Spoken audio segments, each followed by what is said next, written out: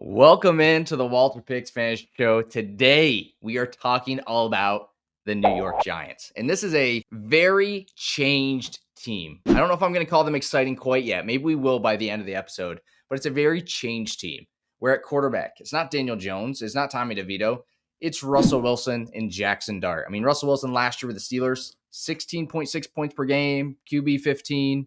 Underdog has these guys pretty much every app almost has these guys next to each other, where it's Dart at pick 33, Russ at pick 32 on Underdog. Sleeper has Dart at 31 and Russ at 33. And WalterPicks has Dart at 34 and Russ at 29. We're thinking Russ is going to at least start off the season for the Giants this year. So I would say no matter what, this is an improved quarterback situation. You look at Russell Wilson, he's got that great deep ball. I mean, he did really push it to the edges last season. That's really a lot of what the Steelers run. But it is interesting with Malik Nabers, Wan'Dale Robinson, got some decent options here, at least definitely Malik Nabers in New York. And then Jackson Dart, not a player I loved in the draft. First round pick. They really went and got their guy. But I have been looking at some of those Ole Miss highlights, and he can throw a great ball. So I'm interested to see what we'll be looking at there. And then for the running back room, big changes here. We got Tyrone Tracy, who's a little bit of a breakout last season. Surprisingly low points per game, 10.9. I thought he did a little bit better thinking back to it. And he's going RB. He finished RB 32, and that's right where he's going this year. RB 34 on Underdog, RB 31 on Sleeper, RB 35 on WalterPicks. So about where he finished last year, because he's being joined by SkatteBOOM, who was absolutely dominant in college. You look at what he did in the run game, over 200 yards some game, in the receiving game, over 8 catches some games. This guy was the do-it-all, just dominant. No one could tackle him. Everything went through him. He won his team game, put the entire team on his back kind of player. And right now he's going right next to Tyrone Tracy as well. RB 35, pick 110 on Underdog. RB 36, pick 103 on Sleeper, a little bit behind Tracy. And then we've got him on WalterPicks, RB 31, ahead of Tyrone Tracy. So very interested to see when we talk about the running backs, where you'll be drafting him. And then the wide receiver room is Malik Nabers. I mean, last season he was number 1 in the NFL in target share, wide receiver 7, 18.3 points per game. This year, wide receiver 5 on Underdog, which I think makes sense. He's a bigger, higher upside player. On Sleeper, back 1 to wide receiver 6. And on WalterPicks, all the way back to wide receiver 8 at pick 14. So we'll talk about those rankings a little bit as well. Then we got Wan'Dale Robinson. Last season, 10.5 points per game, wide receiver 44. Going back in the 60s on Sleeper and on WalterPicks. Then we've got Darius Slayton, Jalen Hyatt, who both could benefit a little bit from that Russell Wilson deep ball. So we'll shortly mention them later. And then the tight end, we got Theo Johnson, 4.5 points per game. And then we got rookie Thomas Fidone. He did get some hype. He personally said he got some hype from Travis Kelce at Tight End University. So he's got definitely some hype on Sleeper. If you follow Dynasty, he's one of the most added tight ends these days, thanks to his own personal comments about what he said Travis Kelce said to him. I don't know if that's really news or not, but certainly people are taking notice. And then we'll talk a tiny bit about the Giants defense, just because they've got Kayvon Thibodeau and Abdul Carter. This is going to be a pretty dangerous front, and I think that could lead to some sacks, could lead to some interceptions, even though they were only defense 24 last year. So we won't talk about that too much. But I want to just start at the top, the quarterback in charge, the quarterback in chief. We got Russell Wilson and Jackson Dart. I think it'll be Russell Wilson. But are either one of these guys, we'll talk two QB leagues, because, of course, they're not being drafted in a single quarterback league in really any situation. But are either one of these guys on your radar for a 2-quarterback league as a late-round pick, Sam? Yeah, I would say I want to throw Jameis Winston in here as well, because I do think there's an interesting wrinkle in this quarterback room that isn't, flushed out yet as we head into training camp. Apparently, it was Jackson Dart getting the QB2 reps in minicamp. I wouldn't be shocked, though. I think it's within the realm of possibilities that we don't see Jackson Dart play a single game this season, because they have 2 reasonable quarterbacks in Russell Wilson and Jameis Winston, and they're realistically not going to compete, for a Super Bowl this season. So they might take the Jordan Love approach and rest Jackson Dart the whole season, let him learn behind 2 real quarterbacks, and then he's the starter the next season, which makes him a really tough pick in fantasy. The fact that there's a chance, especially in season long, even 2 QB leagues, the fact that there's a chance he might not play a single game, you just don't want to burn a bench spot on that for best ball purposes. I don't want to burn a bench spot on that. So like I haven't taken him nearly at all. But that being said, if he does play, he's definitely the most intriguing option here. And he's someone that I was in our projection team was actually a bit higher on heading into the draft than seemingly almost everyone else. Like every TikTok I saw about Jackson Dart was extremely negative, both before and after the draft. I saw some really negative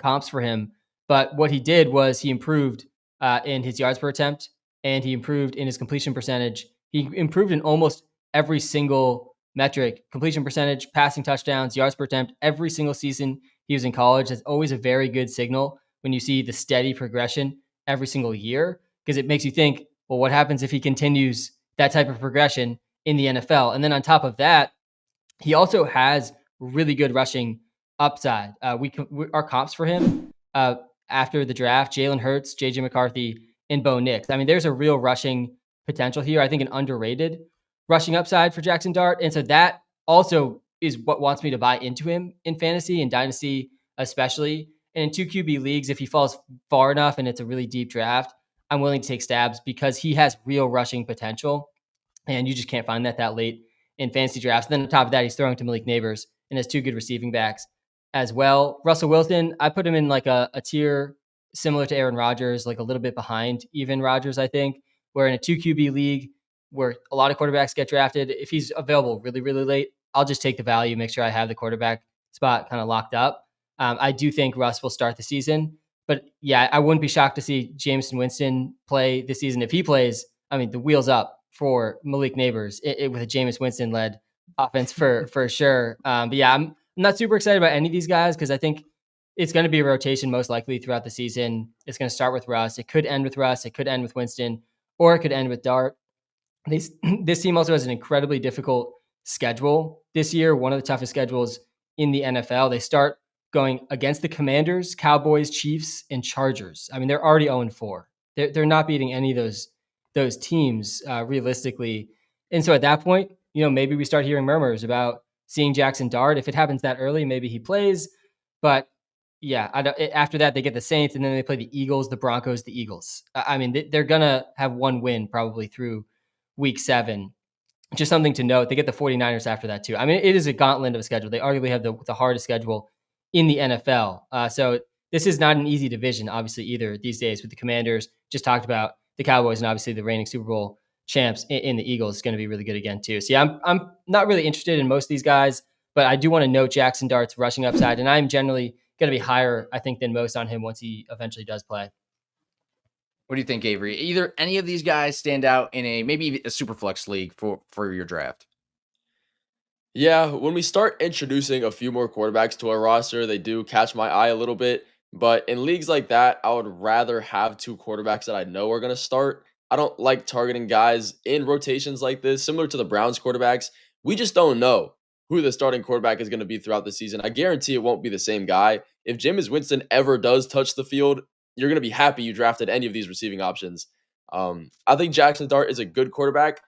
Who's to say when he comes in, he's going to be fantasy viable already, even if he does have Malik Nabers, and I guess that's about it for receiving options that are elite. But there's no say. There's no say, even when he does come in, that he's going to be viable for fantasy. So I'm more or less avoiding all these guys just for that headache.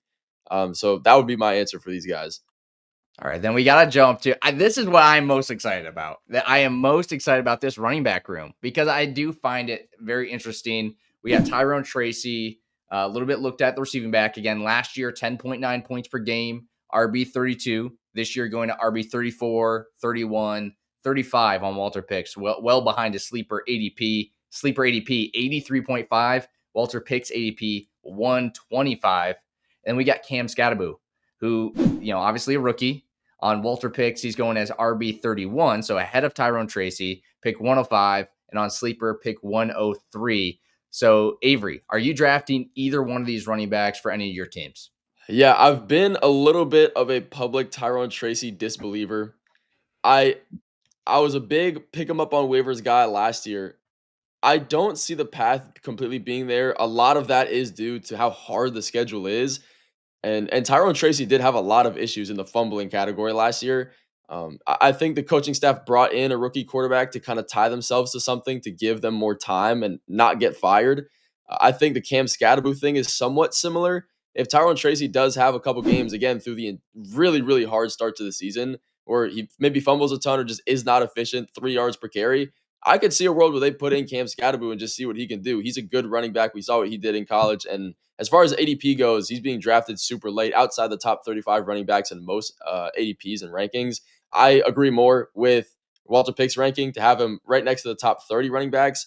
Tyrone Tracy was a little bit more inefficient than most people saw through the entirety of the season. I'm not excited to draft him. I would rather just take Cam SkatteBOOM in most draft sites going a little bit later than Tyrone Tracy. Yeah, Tracy, he had 2 games last year over 20 points. He was playing after week 4 and on, where they, for some reason, the first month of the season, they thought Devin Singletary could just be this workhorse running back still. He's still on the roster, by the way, which is like just a little bit scary. I don't think too noteworthy, but I wouldn't put it past the Giants to rotate Singletary in still a little bit. But from then on, he was playing over 60% of the snaps almost every single game. He had more games under 8.5 fantasy points than over 20 points. So really inconsistent. We saw some games with some real target earning potential. He was a wide receiver first in college before shifting to running back. Definitely a very capable receiving back. But then you throw in Cam SkatteBOOM, and he's just as good of a receiving back. He's a very different style of running back. He's a big, bulky, kind of bruising back who also is a really good receiver, but he doesn't have the same breakaway speed that Tracy has. Like SkatteBOOM is not going to score a 40-yard rushing touchdown very often, but the dude produced elite numbers in college. This past college football season, it was the first player since Christian McCaffrey to record over 1,500 rushing yards and 500 receiving yards in a season. He has real PPR upside, and he's way more clearly going to be the goal line back than Tracy too. Like he's a very good back at the goal line. He is shifty from side to side. He doesn't have that breakaway speed, but he does have elite agility. So yeah, I like the ceiling for SkatteBOOM here more because he has the touchdown upside and the receiving upside. To me, Tracy just kind of has the receiving upside and maybe some big play potential. They're definitely both going to play. I don't hate the pairing, for the Giants from a real football perspective. But yeah, if Tracy's going to go before SkatteBOOM in drafts where the ADP has it right now, an underdog, and even more so on Sleeper, ESPN, and Yahoo, then yeah, I'm only going to have SkatteBOOM on my rosters. My rosters are just going to be filled with these rookie running backs, and we're going to see how it goes. But yeah, the price for SkatteBOOM is low enough that I don't hate it. And these are the types of running backs I want to target with the receiving upside. We saw Tracy be productive at times, just super inconsistent. And I am a bit fearful we might just get that in general from this backfield again with the schedule we just talked about. There might just be some really, really rough weeks under 8 points. And then in some closer games where they're actually able to score some points, we can see some 20-point plus finishes from one of these guys. If they mix in Devin Singletary, though, the whole thing's going to be torched for fantasy. Right now, we have the projection between the three, Tracy at a 35% rush share, SkatteBOOM at 40%, and Devin Singletary at 10%. So we are still giving Singletary just a little bit. And we do have Tracy slightly ahead in the target shares, 10 versus 8%. Really tight margins there. Obviously, these are median projections, wide range of outcomes, I'd say. And I think a higher range of outcomes, though, for SkatteBOOM. So yeah, I'd lean towards SkatteBOOM over Tracy. And, they drafted SkatteBOOM to use him. And even though he was the 3rd pick in the 4th round, to me in this year's class, like that's equivalent of a 3rd round pick in previous classes. So I'm not too worried about the 4th round status like I might have been in past seasons. And I think that's right around where Tracy was taken, in his draft class too, maybe even earlier than Tracy went just a year or two prior. So yeah, I'm in on SkatteBOOM, I'd say, over Tracy, but I'm a little bit nervous about the offense, I'd say, overall too. Yeah, for me, I just love SkatteBOOM. I mean, you look at what he did in college. He's just a monster, so elite. And what the Giants will need to do, I mean, you laid out their extremely difficult schedule. They're going to need to run the ball. They're going to need to squeeze every second out of the clock. I'm sorry, Giants fans. I know it's been rough, but you're about to see probably a Steelers-esque offense, which I do not wish on anybody, with Russell Wilson and a running back room they're going to try to slow these games down. And getting Abdul Carter, if their defense is actually decent this year, people are talking about their front. These could be grinded out. I mean, almost like these AFC North games where they're just grinding it out and running Cam SkatteBOOM and just carrying the team. That's like my dream scenario where that hope that he could be very viable, and that people say, why did this guy go in the 4th round based on his college numbers? He doesn't have that speed, which is one of the major reasons why. But I do think he's worth picking up on teams. Just our go top ahead. our top three comps for him, just real quick, from the draft stuff we did, were Zach Moss, Doug Martin, and Zach Charbonnet. And that Doug Martin one, I just can't get out of my head. He really does remind me a decent amount of him, but a bigger, slower, and quicker version of Doug Martin. I could really see such a that weird combo. being good in fantasy. Yeah. All right, we can move on to the receivers. Yeah, we'll jump down to the wide receivers. We got Malik Nabers, Wandale Robinson, and Darius Slayton. So I think we're going to go from least exciting to most exciting here. So we got Darius Slayton, Jalen Hyatt. We'll just do a quick run through. Is there any teams, with Russell Wilson? He's got the moon ball. Sam, is there any team where you take Darius Slayton in fantasy football? Yeah, every receiver on this team outside of Malik Nabers is strictly a best ball pick for me. I'm happy to take Darius Slayton in best ball. He's capable of 15+ point weeks, I'd say, with Russell Wilson. But in season long, you won't find me with Darius Slayton on a single team. My receiver room will be done at this point of drafts, and I'll be taking rookie running backs with upside or a second QB or second tight end if I go late with those positions. So yeah, I'm firmly out on Slayton for season long. Jalen Hyatt should be on the waiver wire in every single league. We already talked about the news from him earlier this offseason. That definitely wasn't real news. And then Wandale is like a PPR play if you're really desperate at receiver. Just the Wandale role is the least exciting role in the NFL. Extremely low average depth of target. He could get to 10 targets and his target share could look exciting, but he's finishing with 11 points. He's not going to score touchdowns. He's not going to have big plays. He's not the guy you want in this offense. I think Slayton over Wandale makes sense in best ball. So yeah, I'm out on all the receivers not named Malik Nabers here. In best ball, I'm okay taking some stabs at Slayton, but I'm not going to go crazy there either, even though he's going like round 14, 15, 16. You'd think with Malik Nabers being the only real wide receiver option on this team, he's going to be doubled. Maybe the ball is going to go somewhere else. When the ball does go somewhere else, I would expect it to go to the tight end position. Darius Slayton, you shouldn't be drafting in redraft. Hyatt, again, I agree with Sam that they're more best ball options. Wandale Robinson is a guy that I just want to do good. Like from a pure player perspective, like he's so athletic, he's so good, but it just doesn't ever turn out in fantasy football. It's been this way for a long time. So he's probably just not going to make any noise. And if he does, it's a waiver pickup. There's no reason to draft him. Last year, Wandale Robinson had the 10th most targets in the NFL, finished as wide receiver 41. I mean, like, what are we talking about here, man? It is really just a PPR cheat code. And he's just not scoring touchdowns. He just doesn't have the type. He had the 10th most catches in the league and still was outside the top 40 wide receivers in points per game. So yeah, I'm firmly out on Wandale. So we'll jump to the main event. This one is I'm gonna put this up as a little bit of a spicy question. Is Malik Nabers a first round pick for you, Sam? Yeah, I don't think this is a really tough one for me. And I'm looking at the list right now, and you got to go player by player here, right? And I think the first 6 we'd all agree: Chase, Jefferson, Bijan, Saquon, Lamb, Gibbs, all pretty easily. You're taking those guys over Malik Nabers. For me, I'm pretty easily taking McCaffrey over Nabers as well. And then you get into Puka Nacua, Nico Collins, Amon-Ra St. Brown, Brian Thomas Jr., Ashton Genty, Henry, Achane. I would take Nabers over Amon-Ra St. Brown. Him versus Puka Nacua, I think I'd go Puka Nacua. I think I would take Nico Collins over Nabers as well. And then you get to these running backs in the back. In PPR, I would think I would go Nabers over Henry. I got a tough time taking him over Genty and Achane, though. So I think that puts him right at the back of the first round. And then Drake London, too, I think you could make a case.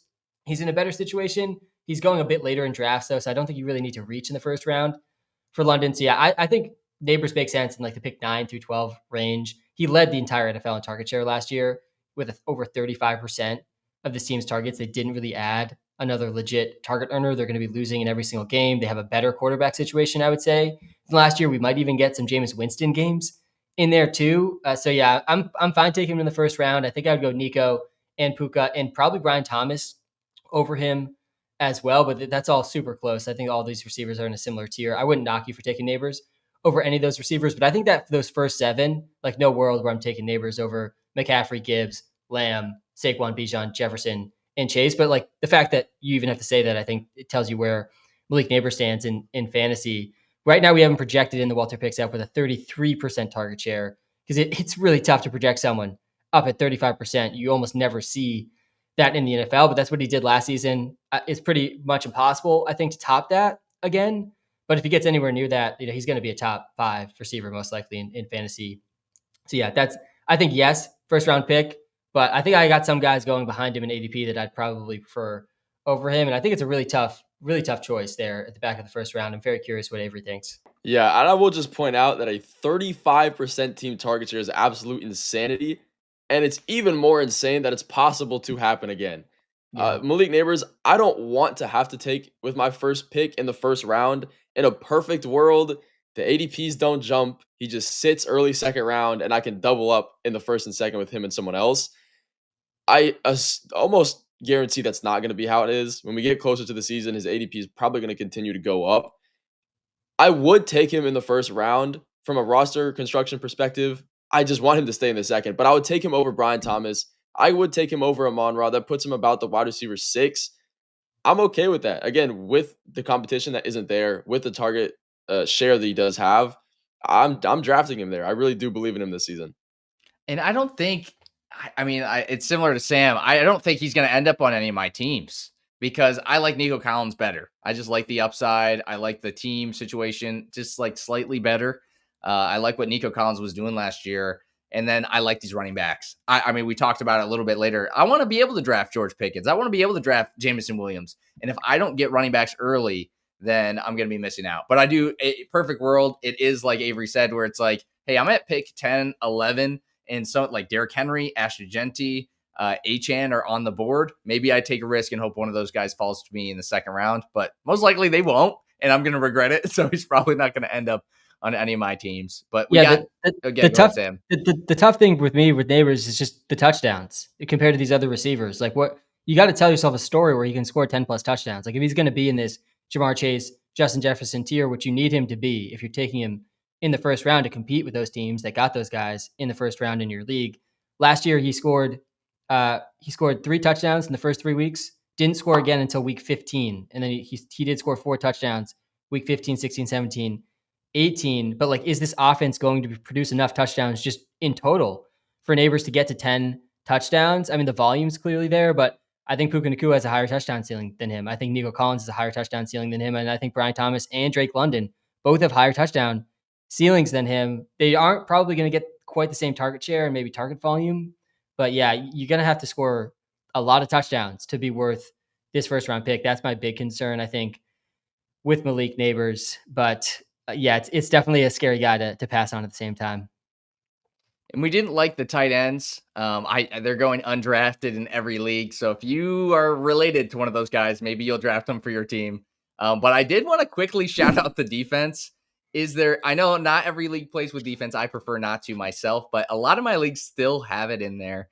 And with Kayvon Thibodeau and Abdul Carter, I do find it a little bit exciting to say that this could be an option, even though they do have such a hard schedule. Is there any excitement around this defense this year, Sam? I mean, for me, when we talk through that schedule they start with, and that like when I'm drafting defenses in fantasy, I'm purely looking at the schedule. And actually, I forget who they're playing, but the Arizona Cardinals is a defense that like they're going to be terrible. But I believe they have a pretty good week 1 opponent. Let me check this really quick. They're like that. That's all I really care about. I also do like, they're playing the Saints. They're playing Tyler Shuck week 1. So like I'd much rather just take the Cardinals, who are way worse defense than the Giants, and just hope they can get a couple picks against a rookie starting QB in sort of the worst quarterback situation in the league. But I also do really like the Patriots, honestly, at defense for fantasy too. They get the Raiders week 1, which isn't terrible. They definitely have a pretty improved defense. I'm also just a Pats fan, so it's fun because I'll be watching all those games pretty closely anyways. But yeah, I'm out on the Giants defense for fantasy. In real life, though, I agree with you. They might end up being a much better defense than people expect. I do want to just quickly note something you said there, because it's a really good tip for drafting defenses. And because every fantasy app that you draft on is going to show the defense based on how good they are for the whole season. But we really only need them for week 1 in a lot of cases. Yeah. Unless you're drafting an elite squad that you're going to ride the whole year, you want to look at those week 1 matchups, like Sam said, because the Cardinals probably going to be towards the back. But with that great week 1 matchup, everyone's going to be wanting them for week 1. So you can take them in the draft before your league mates notice. Yeah, that's definitely a good call. And I don't want to skip over the tight end here too, Okay. because I do want to give Theo Johnson just at least a little bit of love. He's on a decent amount of my best ball teams, which are a lot of late round tight end teams. So he's this, second, third tight end on most of those teams. But I do think there's a real ceiling here. Last year was his rookie season, rookie tight end. This is a guy that has extreme size adjusted athleticism, 98th percentile size adjusted speed. So he is a freak athlete from Penn State, which has just printed tight ends for fantasy football. So many elite tight ends have come out of Penn State. We've seen his last 4 games. He didn't have a single game under 6.5 PPR points at least 3 catches in all those games. We saw 2 games over 10 points on a pretty brutal offense. Then he gets hurt, misses the season. I think he's going to be near an every down tight end on this offense, like 80% plus of the snaps. As a rookie last year, he played 84% of the snaps. He was actually 5th among tight ends in snaps per game last year in his small sample size. Improved quarterback play, not really much target competition. Like he might be the wide receiver 2 or second receiving option on this team. I think there's at least a possibility of that. He's free, completely free in drafts. He's going to go undrafted in almost every single home league. He's getting drafted tight end 29, tight end 30. Like he's getting undrafted in every league. I think there's at least a ceiling case here. And if I'm really, really punting it, like I don't hate in deeper leagues getting some Theo Johnson exposure with the upside. I think there's there. Obviously, the floor is extremely low too. He averaged 4.5 points per game as a rookie. But yeah, there was injuries there too. So yeah, I'm not fully out, I'd say, on Theo Johnson in comparison to some of these receivers, because you just don't need that much for him to hit at tight end in comparison to what these receivers would need to do. All right, let's do a quick drafter pass. We'll start off with, oh man, there's not a lot of drafter pass to go around on this team based on what we've already said. But we'll start with Tyrone Tracy and Cam SkatteBOOM. Sam, for either one of these guys. I'm passing on Tyrone Tracy and I'm drafting Cam SkatteBOOM. Yeah, it's the same here. I think Cam SkatteBOOM is so exciting. Tyrone Tracy, so boring. We've decided to call him Cam SkatteBOOM, by the way, moving forward. There's an M at the end, SkatteBOOM. And then for the wide receivers, we said Malik Nabers. I mean, Sam, based on who you have over him, it sounds like maybe he's a pass, but is he a drafter pass for you? Yeah, I think that's fair with the guys I listed over him. And I would take Achane and Genty over him as well. So I think that puts me behind his ADP. So I think it's only right for me to say pass. But if you're in the back end of the first round, I'm not feeling bad, taking Malik Nabers. But yeah, I think where I have some of those other guys, I'm passing on Nabers. There is a lot of good players in the first round this year. When you look at Malik Nabers, 35% team target share, a better quarterback situation. He has a legit chance. It's maybe not super high, but he has a very legit chance to be like a number 1 wide receiver finish on the year. If that target share happens and the touchdowns happen, I'm drafting Malik Nabers. And for me, it's a pass. I mean, it's. I agree with everything you said, Avery. But at the same time, I think that same story is true for some other players being drafted behind him, which means he's just not ending up on my teams. But when I see him in your lineup, week 1 or week 2, I am going to be a little bit scared. So I definitely think Malik Nabers is going to be a great pick this year. I just like a couple other guys better, so it's nothing against him. And then our last, I guess there's really no one else on this team to draft or pass, but we will say Wan'Dale Robinson. I think we already went through that. Let's just say a full PPR league. Yeah, pass from Sam. Pass. Avery, are you passing? I'm passing, man. I wish he could do something though. Yeah, I love him as a player as well, like you said, Avery, but I'm passing as well. I mean, if I get stuck and I somehow auto draft a bunch of running backs, I think, hey, you plug him in. He had 6 games over 13 points last season. The only 3 touchdowns. So he can plug in when you have a bye week or if players get hurt, but it's definitely not the same upside that you can get from other players in that range.